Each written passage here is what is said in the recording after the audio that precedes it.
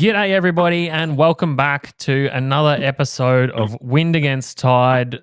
We're back again. I've been sick for about a month now. Could not even podcast properly. My voice kept cracking up, but I'm sort of 80% there now.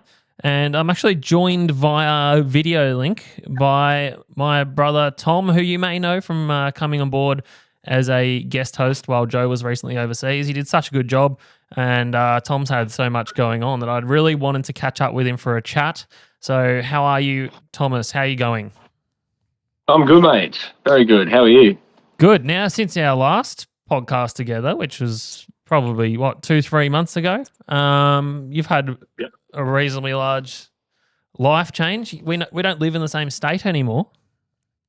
No, I'm about 2,500 k's north in beautiful sunny Queensland. So Gladstone is now where I call home. What have I been? 2 weeks, and loving it so far. Yeah, so you've done what every Victorian wants to do, which is just crack it with the weather and shift north. So Gladstone, where geographically, whereabouts is that situated in terms of the entire giant state of Queensland? Yeah, so it's, if you're talking driving distance, it's about 6 hours north of Brisbane. So pretty much halfway between Bundaberg and Rockhampton.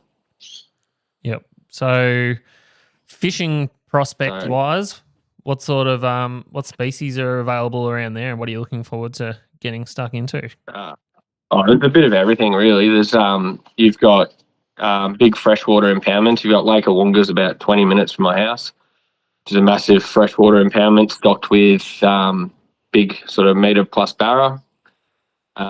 You've got all the different creeks and rivers and stuff. So you get flathead, bream, barra, mangrove jack, all those sort of species.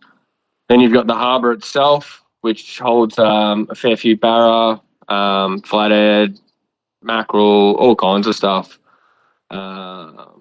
Crocodile. Crocs? Hey? There's crocs? Yeah, apparently. So I'm told everyone has said to be just be smart near the water. So that's what I'm doing. Letting the kids go in first, test the water, and then if it's safe, I'll go in. Yes, the old human shields. That's what kids are great for. We're talking about this. They splash around, they make lots of noise, so they'll be the first to go. Oh, that's great.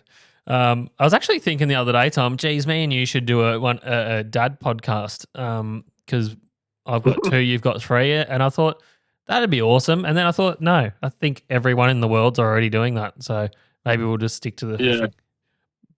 Yeah. But episode 1 of the dad combine it too.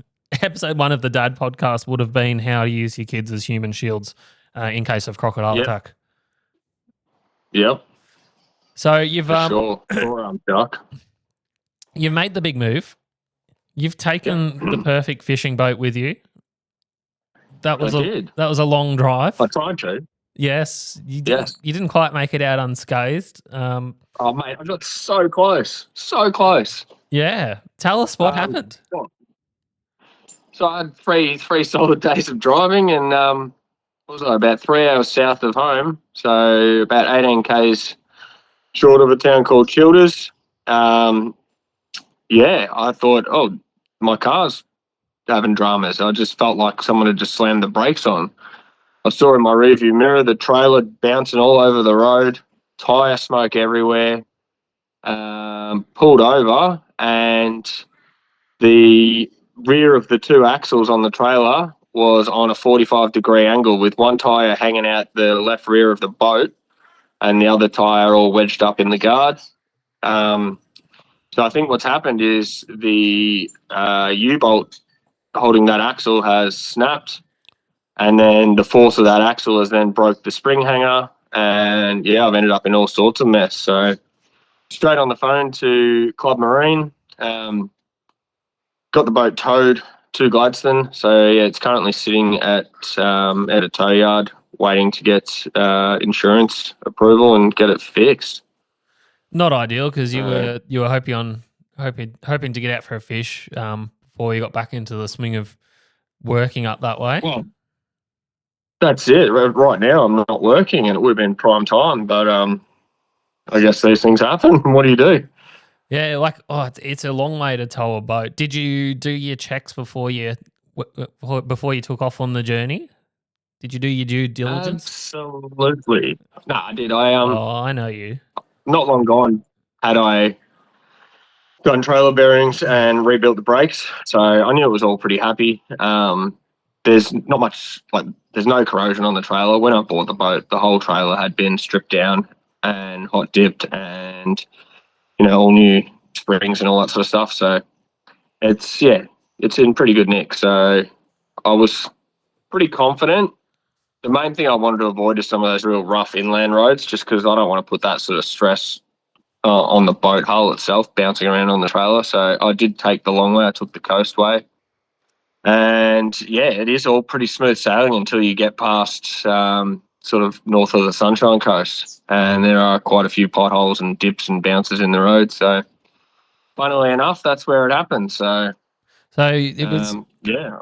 the U bolts that let go that hold the axle. Yeah. Yeah, as best we can tell. Yeah. They've let go, and then that's what's broken everything else. So Apparently, they get like sort of work hardened over a long time and become brittle, and that's something that you should actually change out pretty often. I've been told. yeah, okay. Yeah, Yeah. good to know now. Well, good to know. I'll remember that for next time. Yeah, treacherous Yeah. roads up there. I remember when we went up to Airlie a few years ago. We broke an axle on the Tinian. I think we did like Yeah. a good 2 to 3,000 k's with a block of wood holding the suspension up on the trailer. Yeah. MacGyvered it You would through. have gone through the middle up the Newell Highway. Yeah, so we broke it. Oh, yeah. We That's realized a it was lot broken. worse way. Yeah, okay. We realized it was broken in a town called Banana. So they say bananas Oh, are bad. yeah. Bananas are bad luck. Bananas are bad luck when you're towing Yep. as well. Yeah. Yeah. No, that's a few hours inland from me. I think maybe 3 hours or something. Yeah, because we ended up. But yeah, going up that way, I refuse to do it. I've driven it earlier in the year, and the road was just horrendous. So to go the coastway, it's dual carriageway pretty much the whole way. Nice smooth roads, and it takes 3 hours longer, but yeah, I think it's definitely worth it. Yeah. Oh well, hopefully that gets sorted out soon. Because I need you to get out and discover all the fishing opportunities, so I can come up there and get a free pass. I am so keen. I've been secretly buying fishing rods and jigs and all kinds of stuff, gearing up to do just about everything I can think of Yeah. in the local area. So yeah, I'm super keen to get out and explore. Just need the boat to be able to do it. But yeah, obviously in the meantime, I've snuck out for a few little fishes with the kids, taking them down the local creek and that, and it's been good fun. So What's the local creek called? the one I've been going to is about half an hour south. It's called Wild Cattle Creek. Yeah. It's in a place called Tannum Sands. Really nice little spot. Nice clean water, sandy sort of creek entrance. At low tide, it has no longer joins the ocean there. So you've got nice still sort of swimming holes. So yeah, I've pulled a couple of big flathead out of there, and then the kids have had some fun with some little queenfish, some sand whiting, brim. What do we hook? A crab and a couple of stingrays. So it's been good fun. Yeah. Good to get the kids involved, and now I've got Leo, my 4-year-old, asking me to go fishing every day. So that's a pretty special thing. Perfect. So you're probably far enough south there. You've got a bit of a mixture of like the cooler water species, or not cooler water, but subtropical, I suppose you'd call it, mixing in with your proper tropical species. You're still catching obviously flatties and sand whiting and stuff like that, but you've got the southern end of the Great Barrier Reef out offshore there. Is Yep. that right? It goes down that far? Yeah, straight out from Gladstone, you've got what's called the Bunker Group and the Capricorn Group. So a bunch of islands and coral atolls that they're sort of between 60 and 90 k's from the ramp. There are a couple of closer ones, so yeah, it's pretty much about the best place you could be in this sort of central Queensland area to get out and explore and do some pretty cool reef fishing or snorkeling or whatever you're into. So I'm just getting need that good excited. weather window to get out there. Hey? I'm getting excited already. Oh yeah, it'll be. You have to come up. It'll be mad. It'll be really good fun. So Yep. So you've got the Hmm. Barra inland, the sport fishing offshore. You've Yep. got the jig. Is there anything close to land offshore, or do you have to run a fair way? So everyone I talk to says, don't waste your time. Just go an hour out to the reef. But I know I've seen plenty of videos of guys, and I know there are guys that get really good fish within 20k of the shore. So Yeah. I think it's a matter of finding those isolated little rocks. Anything that's close to shore will be hammered to death if it's like a well-known spot. You'll still get the odd good fish, but you're not going to get that sort of dream trophy fish. But if you know what you're doing with a sounder, there is definitely some really good fishing to be had in close proximity to the ramp. So I think it's just a matter of putting the time in and sounding and just sounding and sounding and sounding and hitting it. Well, having come from Victoria, yeah. it should be good training for you because we have to often drive a very long way to find fish. But normally it's probably a bit rougher where we are. We've got the Southern Ocean and Bass Strait, which is pretty notorious. I imagine up there, whilst you obviously get some pretty horrible weather, at least you've the reef would probably and the islands would probably help stop a lot of that big groundswell coming in. Yeah, I think it's the run going in and out that will be a bit painful, but even in mediocre weather, you can always find somewhere to shelter around one of those reefs. Also, you just got to obviously avoid the green zones, but yeah, there's plenty of sheltered waters to hide behind, and if you're doing an overnighter or whatever, you can sort of duck into a lot of those coral atolls and camp the night, and then duck back out in the morning and fish some of the deeper marks. So all I can there's heaps say of opportunity. is, as my 2-year-old Sam would say, green means go. I mean, I think it's pretty heavily policed. I don't think I'll take that chance. So I could just play dumb and say I'm a Victorian. I didn't know. Yeah, no, like you definitely have to be onto it up there. I remember when we were fishing Airlie Beach, it was a bit to get your head around the amount of green zones and all these different colours that mean different things. And we might have accidentally found ourselves in the wrong spot at the wrong time a couple of times. Yeah, because I think there's yellow zones as well. I haven't quite learnt what they all mean, but I think there's some of the zones you can fish in, but you can only have one hook or two hooks or something like that. And yeah, there's always different subcategories of environmental protection areas. So yeah, I'll have to read up on it all before I get out there. But yeah, good thing is you've got the perfect fishing boat up there, so you should be set up for anything that arises. Yeah, it'll do the job. Well, for sure. It should actually be good. Like you've got your electric on there already too, so that'll be great for your impoundments and river fishing, and obviously really good offshore if you're doing jigging for Nanagai and Red Emperor and stuff like that. You'll be able to hit spot lock, hold yourself in position and do some jigging and wind up half fish that have been eaten by sharks. And then you can easily too.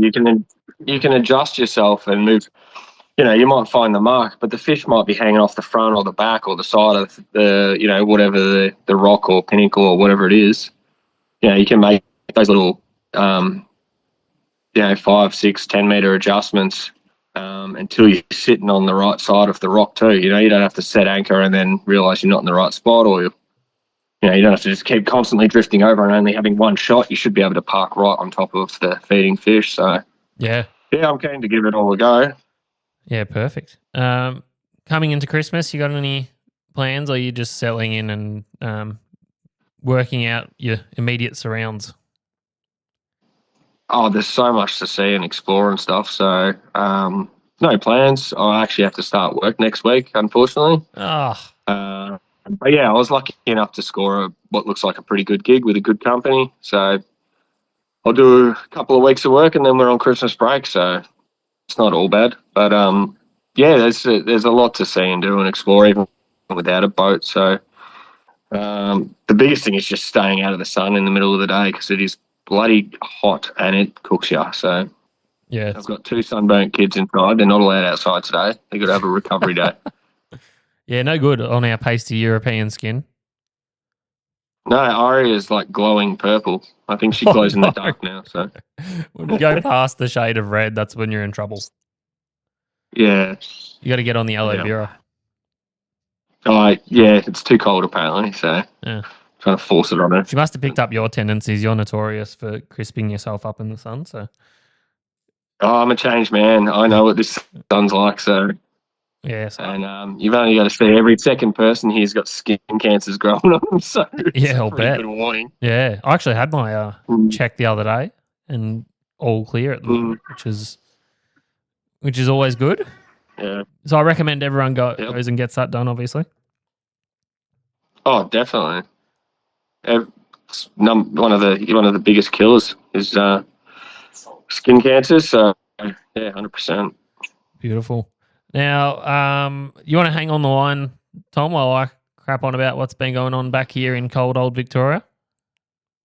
I am very keen to hear about it. So I know snapper season's been going off. So you're not so far removed that you won't know what's going on. So it's good. Yeah. But we'll definitely. Yeah, what's a snapper? Yeah, but we'll definitely get you on fairly regularly because I think it'll be awesome to have a different perspective and an idea of what's going on up that end of the country. So, if you find the time to jump on with us like this every now and then, that'd be awesome. Yeah, I'd love to. Beautiful. Yeah, well, once I get my foot in the door and I've got the boat up and running and get to know a few people, I'd be very happy to contribute a bit of what's going on around central Queensland with the fishing scene. So, well, if we do have any listeners from the Gladstone region, Tom's very lonely and he would love a new fishing buddy to go out with and showing the ropes. So yeah, shoot us a message and we'll set you up on a mandate with Tom, and you can go out and hold each other's hands and catch some nice fish. I have a rich and fulfilling life, but there's always room for a fishing buddy. Exactly. I've been pretty crook, so I haven't done a lot of fishing. I did go out just the other day with a good friend of the show, Captain Shell. We went out and she's got her new Haynes Hunter 525, the Prowler, the center console. So we went and had a run down at the peninsula in that. Mainly was just to get Michelle used to the boat and walk her through a few things, but she took me on a little tour of her fishing spots. So there's a nice reef there out in the deep in like 22 meters. Apparently it's actually like an old shipping container, or it's called that anyway. We had a look at that, marked up a heap of snapper on there, chucked some lures in. It was the middle of the day, so it was unlikely they were going to be feeding, but we had a quick look there. And then we went and had a look at Mud Island, caught some nice squid there. The squid fishing over in Port Phillip I always find a lot more consistent than Western Port, but those obviously not to the same size standard as what we have in a lot of the places. But no, that was really good. And then we came back in and Michelle showed me her secret trolling spot. So she's a big fan, and I think rightfully so, of the big Australian salmon. So a bit of an underutilized species, but she took me into a little salmon area and we were trolling in literally a metre of water, Tom, or less than a metre of water, and my rod screams off like I've hooked a giant bluefin or something. And massive salmon. They're huge salmon in there, and they're jumping, because it's shallow water, they're jumping like crazy. And that managed to throw the hooks, but as we're trolling around, you can see there's literally just like thousands of these black-backed salmon swimming around in the shallows down there. So she tells me they're there most of the year, and they're bloody good sport fish, the old salmon. Yeah. Good sport fish, great bait, and to be honest, they make pretty good sashimi. So they do. We used to eat them. Nothing wrong with them. We used to eat plenty of sashimi salmon back in the day, didn't we? Yeah, I think now we're just a bit spoilt with all these tuna that come through and other species, but yeah, nothing wrong with them. We are. Everyone's been catching the snapper down here, Tom, as you probably have seen on the socials. It's been absolutely crazy. Yep. Just constant Some feed big of ones too. it's been a good season for Like big fish. proper giants. Yeah, a lot of fish over 20 pound. Well, not a lot, but quite a few fish over 20 pound. And some Yeah. really good numbers. So, so Reno, my old mate that I work with here, he's gone out a couple of times after work and caught some really nice fish up to sort of 6.5 kilo. Yep.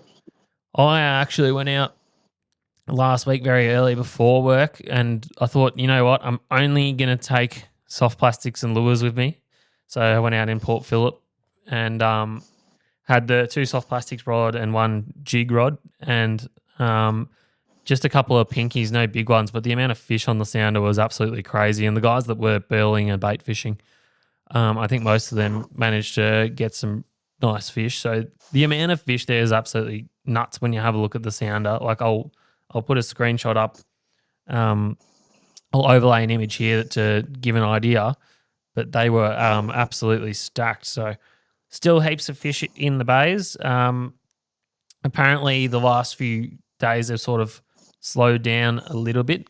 So this time of year they do start to spawn pretty heavily, and that can make the bite a little bit difficult.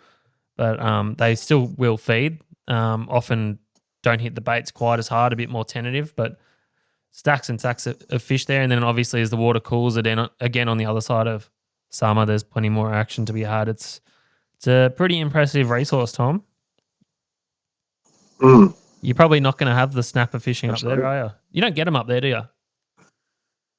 You do get them, but they're more bycatch. Yep. So funnily enough, you get them. Oh, you get pinkies and stuff in close. I'm sure you get big ones too, but I do remember getting the odd one when I have fished out of like Lady Musgrave when I fished with my mate Todd. Yeah, you get the odd snapper in deep water too. They tend to be in, I think, because they like the water a bit cooler, so they tend to be in that sort of 100 to 200 meters. Yeah, okay. Interesting. Mm. Yes. Well, we had our inaugural Suraj Phillip Island fishing weekend just recently as well, where Suraj books out a house, invites all his mates, and then they go mad with the land-based fishing. So I managed to get caught up with work and actually missed all the fishing action, but they had some crazy sessions off the rocks. They were catching, 10 to 12 fish a session, multiple fish over 80 centimeters, up to 85 That's centimeters. unreal, isn't it? Yeah, better than I've done out of the boat. And Suraj was just like disappointed because he really felt like he was going to catch a 20 pounder. But no, absolutely sensational fishing, and the food and the hospitality on those trips is why you go, Tom. We had Suraj and his beautiful Indian food cooking, and one of his mates, Basant, is a cocktail wizard. He actually works at Crown, and he looks after all the high rollers in the at Crown in the gambling area. And he was making cocktails for everyone. It was absolutely unreal how good they were. So, well, I missed out on the fishing part of it.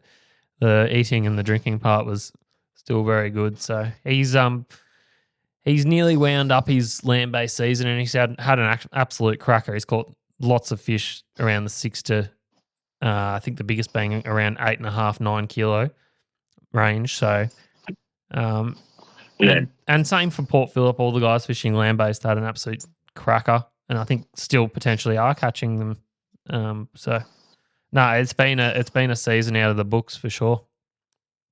I've seen there's been a few bronzies starting to get caught too in the port. Yeah, well, this is becoming more popular every year. There's definitely been one caught that I saw on the fishing online page, which is our local tackle store. That's a good one to watch if you want to stay abreast of what's happening in the local world.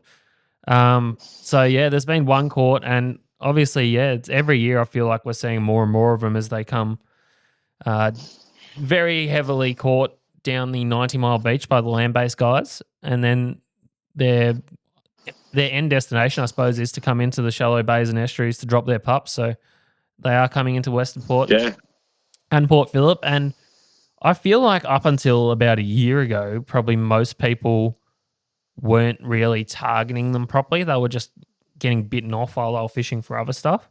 But in the Yeah. last year or so, I think that guys have actually put a steel trace and a hunk of bait out in the bays Yeah. and probably burleyed a bit. And we're maybe finding out that there's more there than we might have originally thought there were. Oh, I'm sure there's heaps. I reckon too, in the earlier days, a lot of people just put it down to being school sharks and just a bit unlucky. But, I mean, even if you match the timing up, they start getting those big breeders off the 90 mile in sort of from September onwards. Yeah. So logically, it makes sense that a month or two later, they're starting to filter into Western Port and Port Phillip. So, yeah, I reckon without a doubt there'd be a lot more in there than people would think. So, well, you always Good hear fun. about there being, seen in large groups coming in through that Mud Island, Port Phillip area over the shallows. Yeah. And Yeah. one thing I actually wanted to do this year is get down to those areas and chuck the drone up and see if I can actually see some, because I think that'd be awesome to film them from the drone. You see a lot of people do it up the coast, and it's quite amazing just how many there are there. Yeah. And I suppose we've got the tuna fishery now over summer, so all the frames and oil and blood goes in the water down there at Sorrento and in Western Port, and that's probably another aspect that's maybe bringing the numbers up as well, or making them feed a bit more actively. Yeah. But now that you live up there, you're supposed to hate sharks, Tom. Well, I haven't run into any yet, so I don't hate them yet. But when they start stealing my delicious reef fish, I'll be a bit mad. It might take you a while to sort of switch from being a shark lover to a shark hater, because you've always loved your shark fishing. Yeah. And now you're going to... I keep thinking to myself, I should go down tonight to the river and just like cast a whole mullet or a bonito or something in there with one of the the heavier spin outfits and just see what happens. But then I just carry on living my life. So it hasn't happened yet, but there's been a bit of fun. There's been a couple of makos caught down here already as well. The old blue dynamites. Yeah, right. Yeah. So what's the water temperature at the moment? Well, I haven't been offshore for a while, but it would couldn't be much more than sort of 17, low 17s, I'd imagine. But just the amount of bait. High 20s up here. Yeah, okay. There you go. Yeah. Just the amount of bait around these days, I think, is probably what keeps them there through most of the year. Like, obviously, we see them in amongst where the tuna are in winter even these days. So I don't think it's that much of a water temp thing even. I think it's more of a food thing. Yeah. The amount of because the amount of pilchards and stuff like offshore and even in the bays is nuts. So I actually read a thing just the other day. They're looking at implementing a pilchard sardine fishery or something. Commercial. In Tassie. Yeah. Which, I mean, that'll be interesting because they've obviously just had their big bluefin and stuff show up on that side of the Bass Strait as well. And the kingfish and that sort of stuff, which, a lot of that is because that bait is there. So it'd be interesting to see if that is going to be counterproductive for that, or whether it's. Yeah. I mean, you just have to hope that they've done their due diligence and that's a sustainable fishery, and it's not going to affect. Well, that's it. As long as it's managed correctly, that's fine. But if it just gets pillaged, it'd be a real shame. But if they can take, a sensible amount, you might even find that, trolling near those boats and stuff might be the go, a bit like it was in New Zealand, all the scragglers that get filtered through the net and you have the big fish following them. Who knows? We'll watch this space, Thomas, and see what happens with that one. Quick announcement. As we move into Christmas, if you haven't got all your Christmas presents yet, we've got the apparel on the Wind Against Tide website there ready to go still. A few people have been picking up some bargains there. So if you want something different for your significant other or your dad or your brother or sister, then jump on there. There's some really cool apparel. It helps support the show. And some of the designs, I reckon, look pretty awesome. So don't forget, keep us in mind when you do your Christmas shopping. windagainsttide.com.au and go find the product section. And you can get all your cool apparel through there. Any other points of order you want to bring up, Thomas? Not really. I just need a bit of time to figure it all out, and I'm sure I'll have heaps to fill you in on. Fair enough. But yeah, right now I'm just living in a house full of unpacked boxes. So, very good. All right, we've done some fishing reports already, but we're gonna rip through the rest of them. Hey!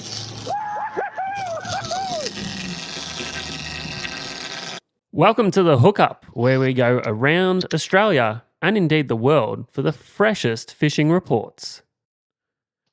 There you go. The freshest fishing reports coming at you thanks to Wind Against Tide. We've already covered the Port Phillip Western Port snapper, have been going really well. A few of the local boys over the last week or so have been absolutely pummeling them. Upwards of 70 fish for a tide, 70 snapper. So Dimmer and Ben Edwards and co there, Big T, I think, out on Western Port, they had over 170 fish for over 4 days of fishing, or 4 tides.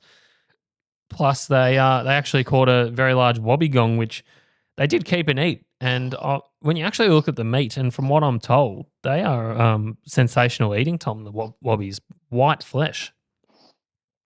Yeah, I have heard that. They look hideous. Never been lucky enough to catch one, but yeah, I'd heard that they are, right up there. They look absolutely hideous, but apparently very good eating from what I've seen. Yeah. Welsh. So by that logic, maybe draft boards are good eating. No, they're definitely not. Definitely. You can smell them. Welsh Bull's having a really good season as well. A lot of really big fish coming out of there. There was recently a fishing competition held, and 4 or 5 fish over 20 pound were entered into that. So, yeah, stacks and stacks of good fish. Would love to get down there. We'll see the kingfish will probably turn up, if not already have, on the islands out there off Welshie. So, what a place to go as the water gets warmer. There's a lot of great camping opportunities there, with guys going more up in Refuge Cove and then go exploring the islands. So definitely a place to watch. Lakes Entrance snapper, again, starting to fish really well. Always goes a bit later there. But plenty of good fish. Good mate Simon Webster's been out and amongst them. Had a couple of good sessions now. Sounding a lot of fish, he reckons. They've been a little bit hard to get to feed. Got to be Johnny on the spot and make sure you're right on top of the fish. So he's been finding that a bit frustrating as soon as he sort of swings off the fish on anchor, he isn't on the biomass of fish and doesn't get the bites. So precision anchoring required, but some good fishing happening there. The squid fishing in Western Port Phillip and Welsh Bull as well, really good at the moment. Last few times I've been out in Western Port, I've had no issues picking up more than enough fish that I need for bait and to fish the tide for snapper. You get squid up there, Tom? Apparently offshore, not so much in close, but yeah, offshore you get those. I think the tiger squid out on the reefs, and then everywhere else you can get the big arrow squid. So yeah, but yeah, nothing close by. Fair enough. So, yeah, you have to do some squid trips back down here, fly down for it. Just send me up some baits. Vaxil them, send them up. All right, we'll do. North of Bermagui there, Bateman's Bay, Ulladulla, and I think the north coast of New South Wales as well has seen really good yellowfin tuna fishing with even some dolphin fish mixed in. So that bite's been going for a fair while now. Really nice yellowfin tuna. I'd love to get amongst that, but this time of year it's so hard to go anywhere. But if you are up that way or you want to do something different, yeah, really good yellowfin coming in on stick baits and trolled lures at the moment. 90 Mile Beach. 90 Mile Beach fishing really well for bronze whalers. And also they had some really good snapper fishing there as of recently. I suspect as the water's really starting to heat up, they might move a little bit deeper offshore and that part of it will slow down, but still obviously lots of sharks on the sand there. Been a couple of thresher sharks caught as well, which is pretty interesting. I think one of the thresher sharks caught was actually just lassoed, which isn't uncommon because they come up and slap the baits and get pinned, often in the tail by the hook, or as I think this one was the other day, actually got lassoed in the wind on leader. So few of those around, obviously, and the bronzies and white sharks as well, which obviously need to take great care with and release them as fast as possible. I thought they were good eating. Allegedly, yeah. Allegedly. I kid. Down there in Tassie, it's absolutely nuts. Best barrel bluefin season they've ever had, and the majority of it has been since probably early October through till still going nuts now, early December as we talk. A lot of guys going out after lunch or after work and having multiple shots at big barrel bluefin. Some really big ones in there as well, over 130 kilo. All the usual suspects getting amongst it. Leo Miller got the Sword Lord, has been out the last couple of nights after work and hooked up around 7:30 p.m. and landed and released some really big fish. Our good mate Jonah, I know, is chomping at the bit, ready to go out. He's been up north for work and has actually managed to squeeze some fishing in there as well. So Jonah went up to Sydney and he did some shark fishing off the beach, but also managed a day aboard Al McGlashan's boat where they went out for the Kings and they got a bunch of really good fish. Jonah got his PB at 1.2 meters, which is a really good fish. And I think they got, quite a lot of other really good fish, not too much smaller than that, which I think was actually even a really good day fishing, even by Al's standards. So that was good for Jonah to experience how they do it up there. And yeah, some really nice fish, and gets you excited for what we've got to come throughout summer down our way. Kingfish at Malakuta have been fishing really well. So another good sign that we'll see some fish coming further south. But yeah, the guys up there have been getting stuck into some really nice fish, majority around 80 centimetres to a metre with some bigger ones thrown in. The bottom bashing shark fishing pretty much right throughout the state has been really good. I mean, this is just pretty much any week I could say I could report on that because it's pretty consistent these days. You go offshore, find some nice ledges, and you're more than likely going to catch some nice gummy sharks. Lots of school sharks getting caught as well. Down there at Portland, they're getting a bit more variety with nanagai and a few striped trumpeter as well. Crayfish season is open. So as of the last couple of weeks, we've had guys getting stuck into the crays. Sounds like you got a truck going past you, Tom. I think it's an aeroplane. Oh, there you go. Beautiful sounds of Queensland. Where else? Queensland. Oh, but what are they flying in? Because I can't fly in there anymore. We can. Oh, can you? Bonza. What do you mean? We can't fly in to see you anymore because Bonza Airlines went broke. Oh, you got to go via Brisbane now.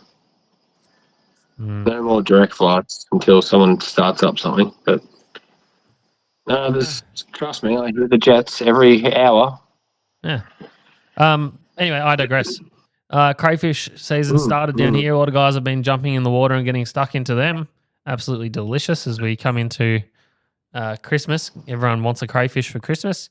Every year I say I'm going to do it. This year I'm not going to bother even attempting it, so no crayfish for us. But no, definitely good fun if you've got the time to jump in the water and get some of those. Don't worry about all those things where you want mates that do it and are happy to chuck you a couple here and there, or swaps it for some fish or something. No, it is actually awesome. Seems like a lot of effort. It is awesome fun. And don't worry about all the sharks we've literally just been talking about either. That's not a problem.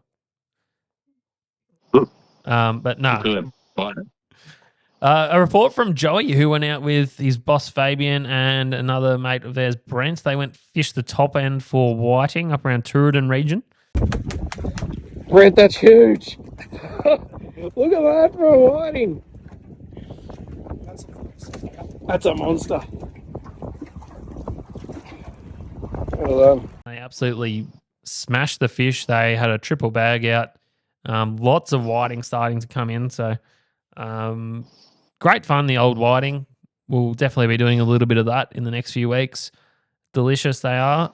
And a bit fiddly, filleting them all. I'm not the biggest fan of that, but no, definitely good fun fishing. So whiting, look for everyone to start to put the snapper rods away shortly and get stuck into the whiting. That'll be should be really good right through, pretty much through till next winter. So lots of that ahead.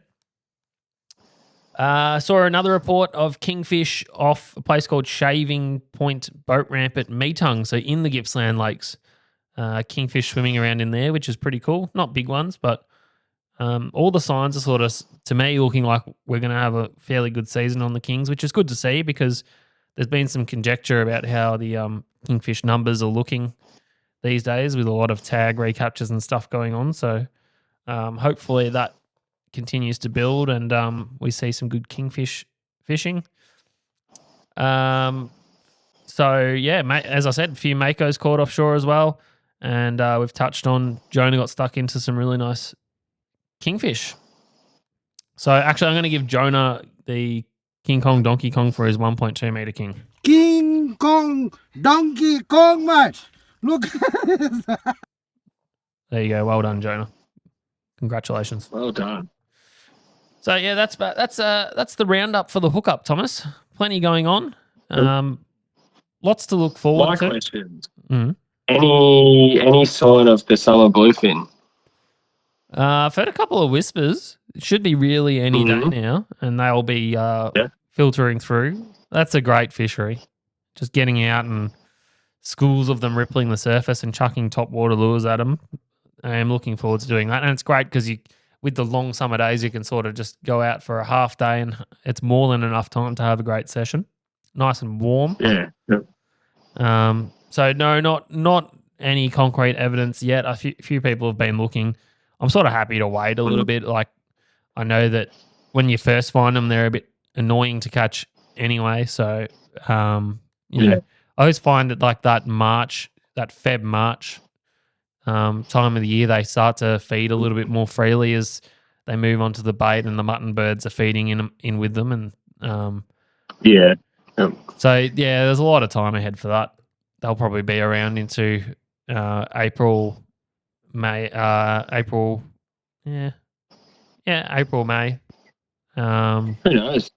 Yeah, well, last few years. It seems to be a little bit different every year. Like I remember some of the earlier years, there was schoolfish right through June, July, and then other years it's been quite a short window. So who knows? Yeah, well, last year they actually tapered off quite quickly. It was a great season, but it didn't run as long as some of the other ones have.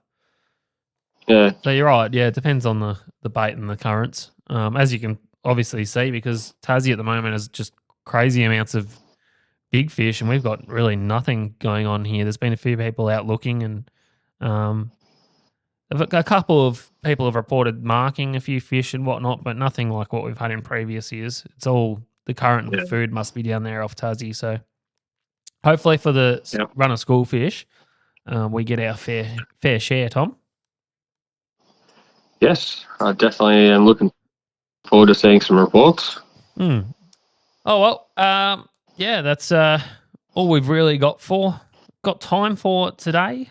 I hope hopefully that's given some people some idea of what to do as we come into the period of the year where a few people have some time off, plenty of options to be had, and we'll be back next week with another catch up, and hopefully get the whole crew back in and fire up. But thanks for coming on, Tom, and we look forward to hearing about what you get up to up Thanks there. for having me. Absolutely, yeah. Hopefully, I can get out and I can feed you some good info. So, thanks for having me. Feed me some good fish too. You can mail them down to me. No, I'll get some of those polystyrene boxes. Yeah, sounds good. I'll send you some flathead fillets or something. No, I can get flathead. Oh, some King George. You'll find something. Send me some squid and some King George whiting. No, you can't have my squid, but I'll send you something Oh. else. All right. All right, mate. Thank you. See you, mate. Buddy. Love you. No worries. Bye. Bye. Love you.